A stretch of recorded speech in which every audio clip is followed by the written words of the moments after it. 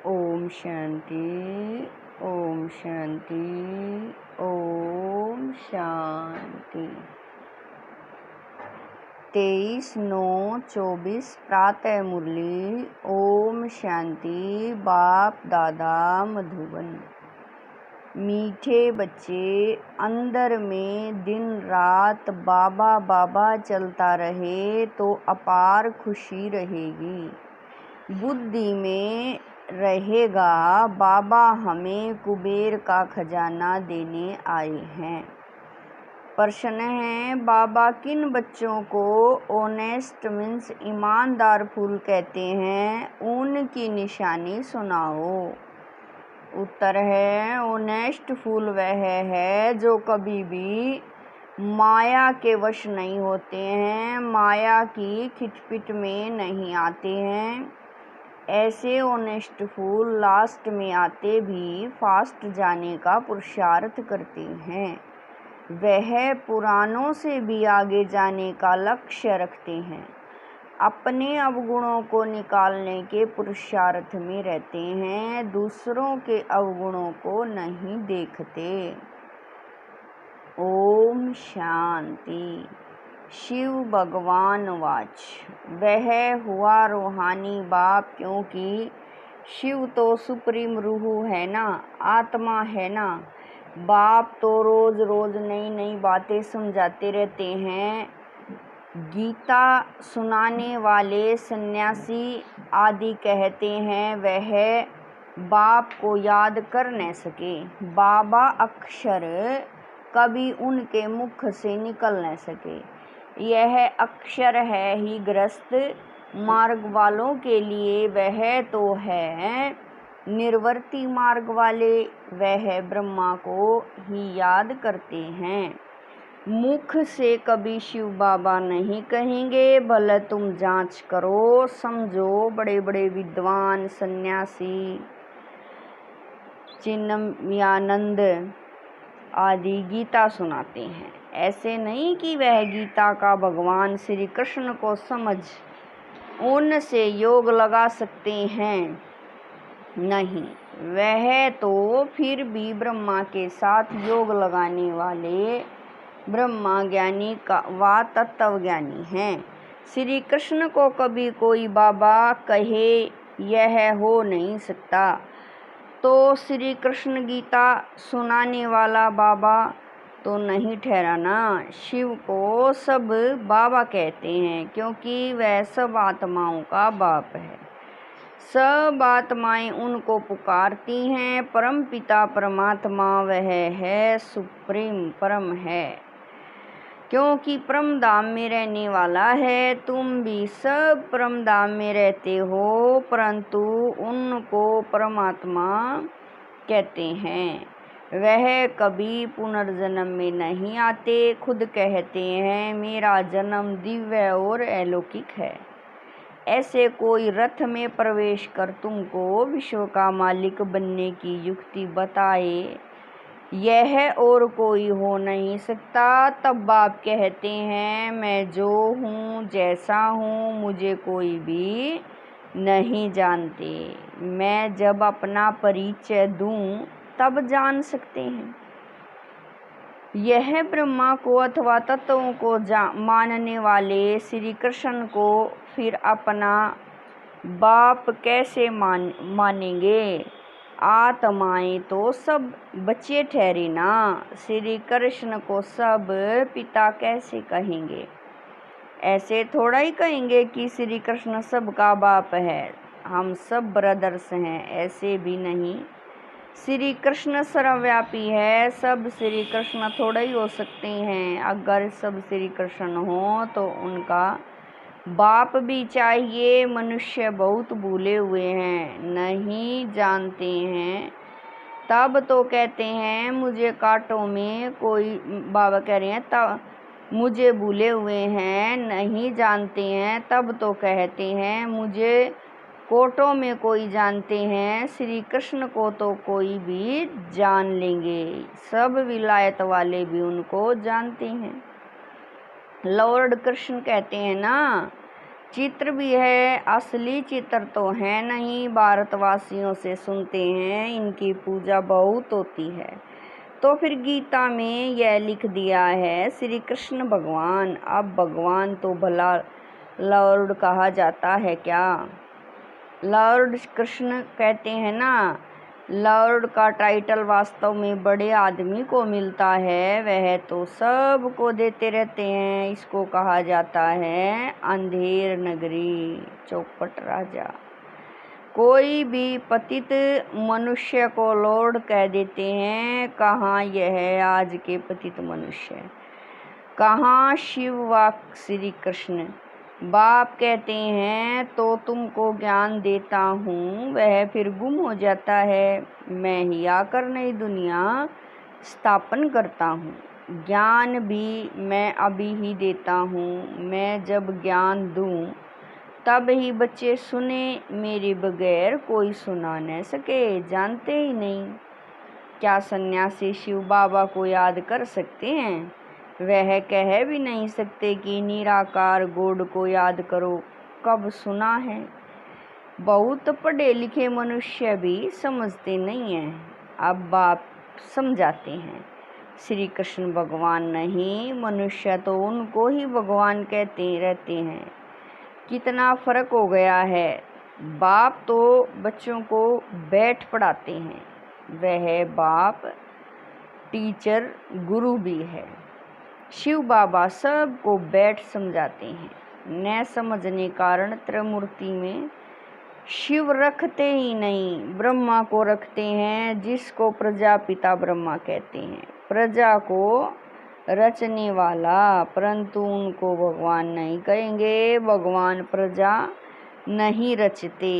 भगवान के तो सब आत्माएं बच्चे हैं, फिर कोई द्वारा प्रजा रचते हैं। तुमको किसने अडॉप्ट किया? ब्रह्मा द्वारा बाप ने अडॉप्ट किया।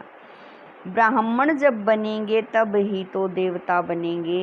यह तो बात तो तुमने कभी सुनी नहीं है। प्रजापिता का भी जरूर पार्ट है, एक्ट चाहिए ना। बाबा कह रहे हैं इतनी प्रजा कहाँ से आएगी? कुख वंशावली भी तो हो न सके। वह कुख वंशावली ब्राह्मण कहेंगे। हमारा सरनेम है ब्राह्मण, नाम तो सबका अलग अलग है। प्रजापिता ब्रह्मा तो कहते ही तब हैं जब शिव बाबा इनमें प्रवेश करें। यह नई बातें हैं। बाप खुद कहते हैं मुझे कोई जानते नहीं, सृष्टि चक्र को भी नहीं जानते।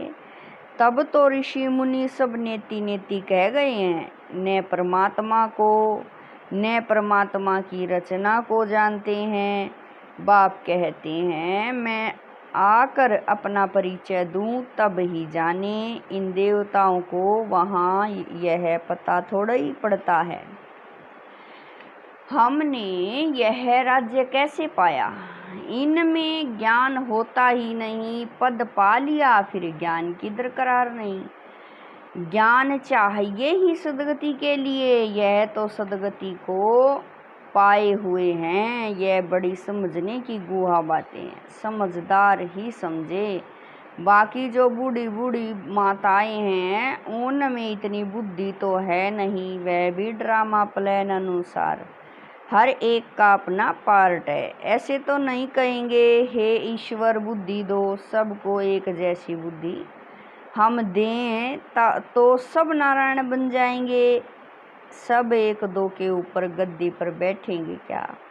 हाँ, एम ऑब्जेक्ट है यह बनने की। सब पुरुषार्थ कर रहे हैं नर से नारायण बनने का।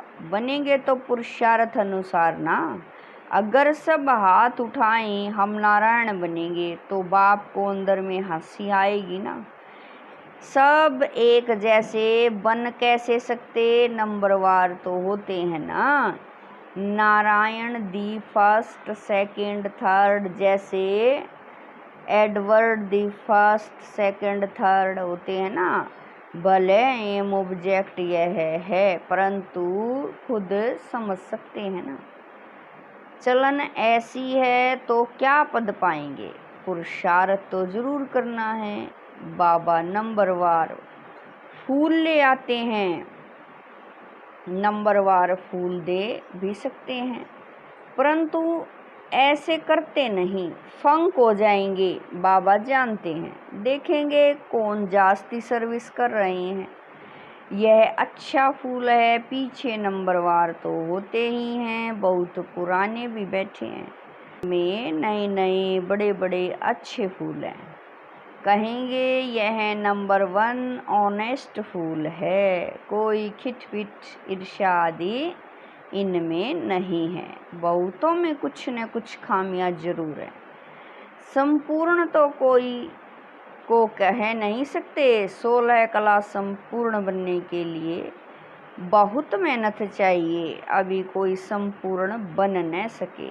अभी तो अच्छे अच्छे बच्चों में भी ईर्ष्या बहुत है। खामियां तो हैं ना, बाप जानते हैं सब किस किस प्रकार का पुरुषार्थ कर रहे हैं। दुनिया वाले क्या जाने, वह तो कुछ समझते नहीं, बहुत थोड़े समझते हैं। गरीब जट समझ जाते हैं। बेहद का बाप आया हुआ है पढ़ाने, उस बाप को याद करने से हमारे पाप कट जाएंगे। हम बाप के पास आए हैं, बाबा से नई दुनिया का वर्षा जरूर मिलेगा। नंबरवार तो होते ही हैं 100 से लेकर 1 नंबर तक, परंतु बाप को जान लिया, थोड़ा भी सुना तो स्वर्ग में जरूर आएंगे। 21 जन्म के लिए स्वर्ग में आना कोई कम है क्या? ऐसे तो नहीं। कोई मरता है तो कहेंगे 21 जन्म के लिए स्वर्ग में गया, स्वर्ग है ही कहाँ। कितनी मिसअंडरस्टैंडिंग कर दी है। बड़े बड़े अच्छे लोग भी कहते हैं फलाना स्वर्ग पधारा। स्वर्ग कहते किसको हैं? अर्थ कुछ भी नहीं समझते। यह सिर्फ तुम ही जानते हो तुम भी मनुष्य, परंतु तुम ब्राह्मण बने हो, अपने को ब्राह्मण ही कहलाते हो। तुम ब्राह्मणों का एक बाप दादा है, तो सन्यासियों से भी तुम पूछ सकते हो कि यह तो महावाक्य व भगवान वाच है कि देह सहित देह के सब धर्म छोड़ माँ में कम याद करो। क्या यह श्री कृष्ण कहते हैं माँ में कम याद करो? तुम श्री कृष्ण को याद करते हो क्या? कभी नहीं। हाँ कहेंगे वहाँ ही प्रसिद्ध हो जाएं, परंतु विचारी अबलाएं जाती हैं, वह क्या जाने। वह अपने फॉलोअर्स के आगे क्रोधित हो जाते हैं। दुर्वासा का नाम भी है ना, उनमें अहंकार बहुत रहता है, फॉलोअर्स हैं ढेर। भक्ति का राज्य है ना, उनसे पूछने की कोई में ताकत नहीं रहती है। नहीं तो उनको कह सकते हैं तुम हो शिव बाबा की पूजा करते हो। बाबा कह रहे हैं नहीं तो उनको कह सकते हैं तुम तो शिव बाबा की पूजा करते हो। अब भगवान किसको कहेंगे? क्या ठिक्कर भीतर में भगवान है? आगे चल इन सब बातों को समझेंगे। अभी नशा कितना है सभी पुजारी पूज्य नहीं कहेंगे। बाप कहते हैं मेरे को विरला कोई जानते हैं, मैं जो हूँ जैसा हूँ, तुम बच्चों में भी विरले को एक्यूरेट जानते हैं। उनको अंदर में बहुत खुशी रहती है। यह तो समझते हैं ना बाबा की हमको स्वर्ग की बादशाही। बाबा कह रहे हैं यह तो समझते हैं ना कि बाबा ही हमको स्वर्ग की बादशाही देते हैं, कुबेर के खजाने मिलते हैं। अल्लाह अव्वल दीन का भी खेल दिखाते हैं ना, ठक्का करने से खजाना निकल आया। बहुत खेल दिखाते हैं। खुदा दोस्त बादशाह क्या करते थे उस पर भी कहानी है।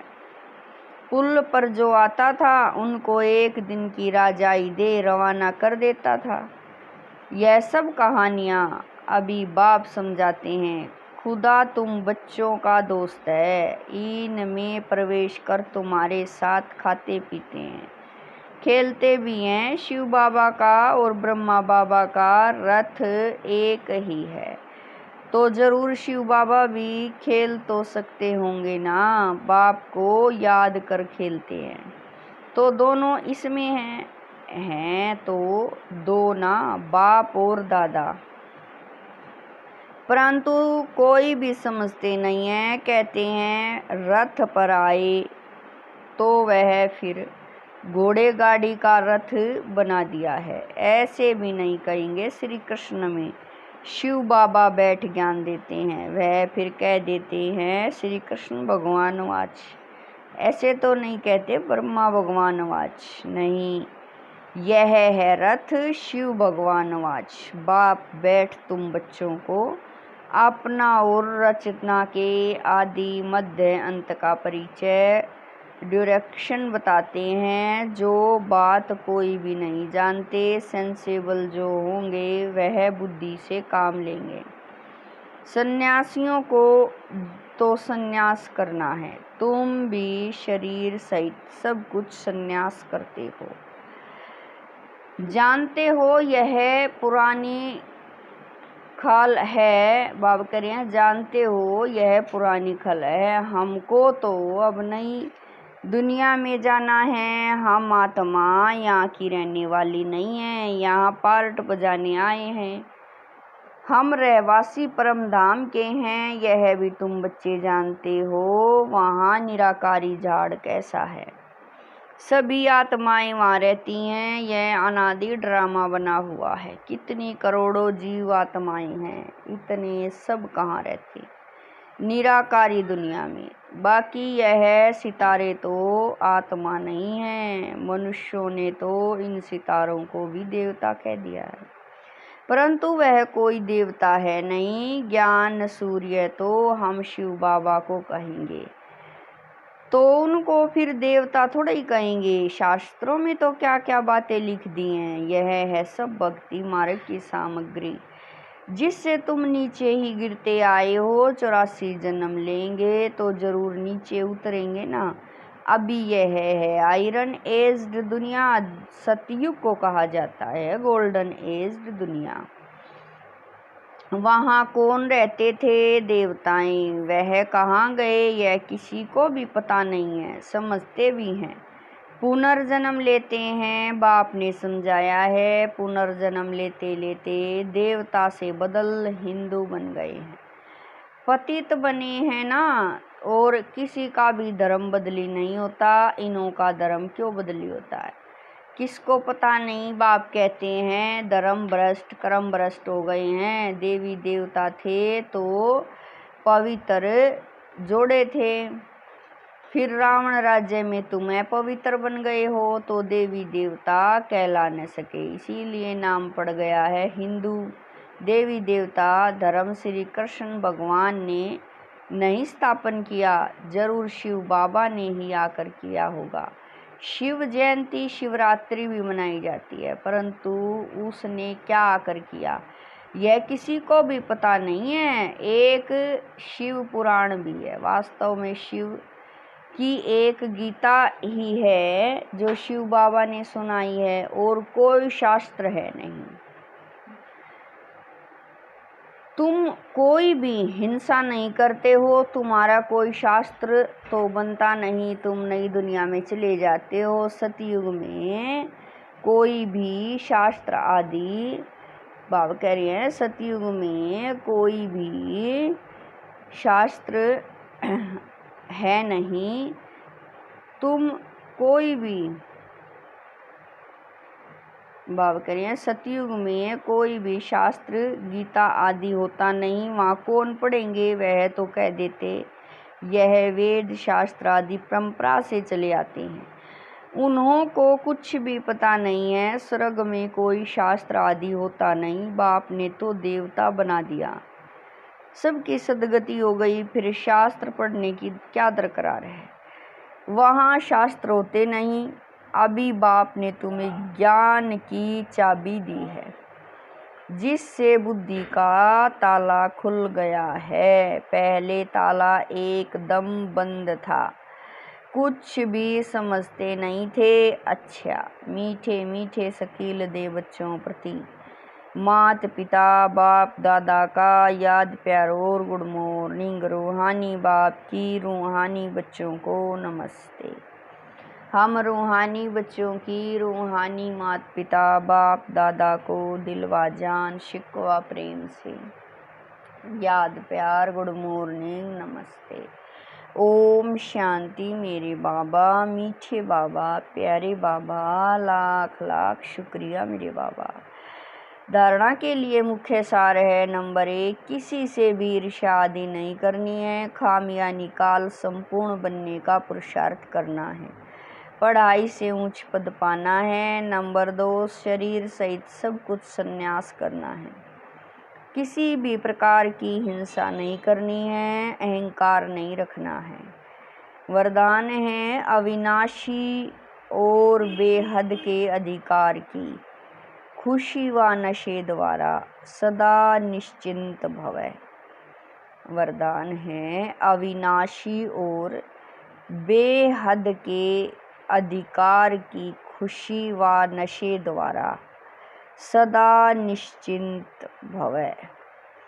दुनिया में बहुत मेहनत करके अधिकार लेते हैं। आपको बिना मेहनत के अधिकार मिल गया। बच्चा बनना अर्थात अधिकार लेना। वह मैं श्रेष्ठ अधिकारी आत्मा। इस बेहद के अधिकार के नशे और खुशी में रहो तो सदा निश्चिंत रहेंगे।